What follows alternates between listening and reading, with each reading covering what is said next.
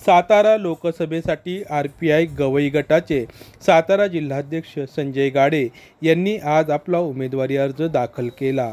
सर्वसामान्य कुटुंबातील संजय गाडे यांनी RPI गवई गटातून दलित दिनदुबळ्यांचे प्रश्न नेहमीच हाती घेऊन ती धसास लावली असून एक लढवय्या कार्यकर्ता म्हणून त्यांची जनसामान्यात छाप उमटलेली आहे। जवळपास 2.5 महिन्यांपासून त्यांनी प्रचारात प्रारंभ केला होता व त्यांना सर्व समाजातून आणि सर्व स्तरातून वाढता पाठिंबा मिळत असून लोकसभेत मला खासदार म्हणून पाठविण्याची विनंती त्यांनी मतदार राजाला केली आहे। कारण लोकशाहीचा महोत्सव सुरू झालेला असताना त्या लोकशाहीच्या महोत्सवामध्ये बाबासाहेब आंबेडकरांनी जो मला अधिकार दिलाय, संविधानाचा अधिकार दिलाय, त्या अधिकारानुसार 45 सातारा लोकसभा मतदारसंघामध्ये मी आज माझी अधिकृत उमेदवारी घोषित केलेली आहे। उमेदवारी अर्ज दाखल केलेला आहे। उमेदवारी अर्ज दाखल करत असताना ज्यांनी चळवळीला उभं आयुष्य घालवलं, राजप्पा कांबळे आमचे कृष्णत घावळे आहेत, फिलिपदादा बांबळ आहेत, शिवाजी दसके मामा आहेत,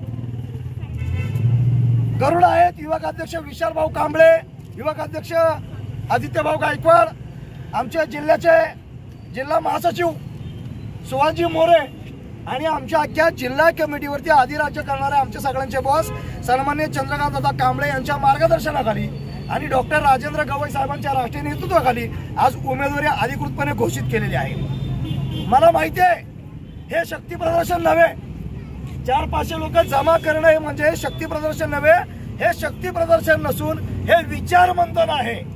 ज्यांनी तुतारी हातात घेऊन मुतारीत मलिदा लाटला त्यांनी काल परवा शक्ती प्रदर्शन केलं, बिर्याणी खायला घातली, दारू पुरवली, झेंडे घेतले, दांडे घेतले, भाड्यानं माणसं आणली आणि आपल्या पाठीमाग जन्मत असल्याचा केविलवाना प्रयत्न केलेला आहे।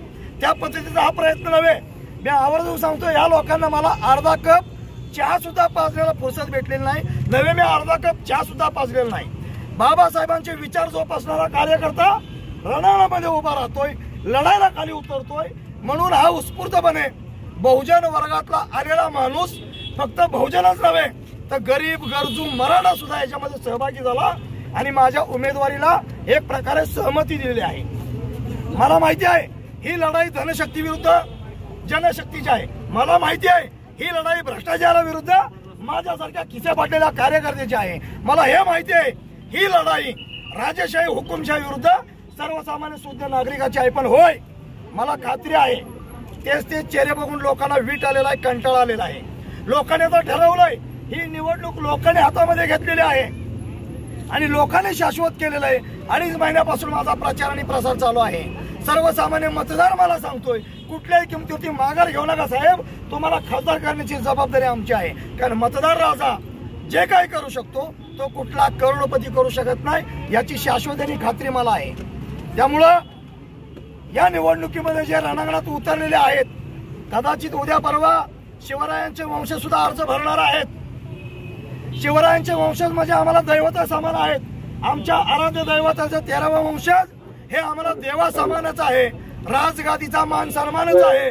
त्यामुळे तमाम मतदार बंधू भगिनींना हात जोडून विनंती आहे की मान राजगादीला द्यायचा आहे, सर्वांनी मान राजगादीला द्यायचा आहे। फूल हुमगावच्या सरदाराला द्यायचे आहे।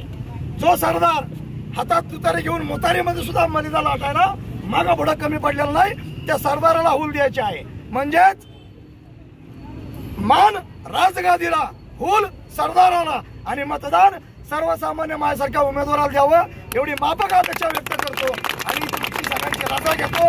जय भीम, जय भारत, जय शिवराय, जय संविधान। रिपब्लिकन पार्टी ऑफ इंडियाचा रिपब्लिकन पार्टी ऑफ इंडियाचा गाडे साहेब आगे बढ़ो, हम तुम्हारे साथ हैं।